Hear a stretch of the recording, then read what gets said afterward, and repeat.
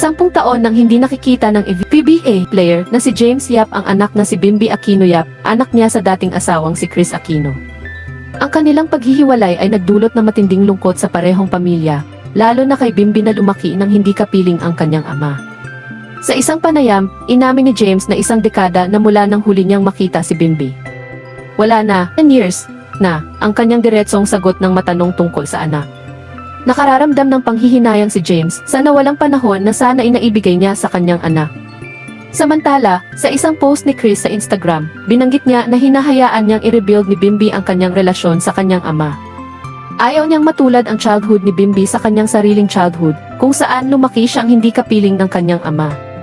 Sa kanyang post, ipinaliwanag ni Chris na noong 8 taong gulang si Bimby, binigyan niya ito ng kalayaan na magdesisyon para sa kanyang sariling buhay.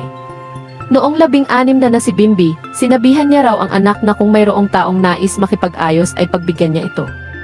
From the time Bim was 8, he had the freedom to decide. Now at 16 na I told him, when someone reaches out after 7 years, and there's a chance for peace, then everyone wins, pahayag ni Chris. Sa Father's Day, gumawa ng unang hakbang si Bimby sa pamamagitan ng pakikipag-usap kay James. Sinabi ni Chris na proud siya sa anak niya at ang mahalaga ay nagsimula na ang kanilang pagbuo ng relasyon. Yesterday Father's Day, J.K. Bonso made me proud. He's had the number to contact for almost a week and the reluctance was so real. Yet he took the isad step towards rebuilding a relationship that, will require some time to repair pero ang mahalaga ay nagsimula na.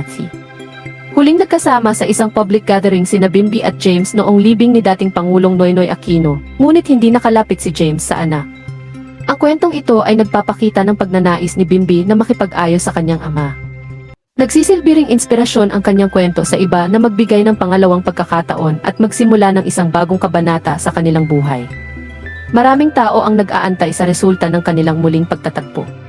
Ang pag-ibig ng isang ama sa kanyang anak ay hindi natatapos, at ang pagsisikap ni Bimby na magkaroon ng mas malapit na relasyon sa kanyang ama ay nagbibigay ng pag-asa na maibabalik ang nawalang panahon at mabubuo ang isang mas matibay na ugnayan sa pagitan nila.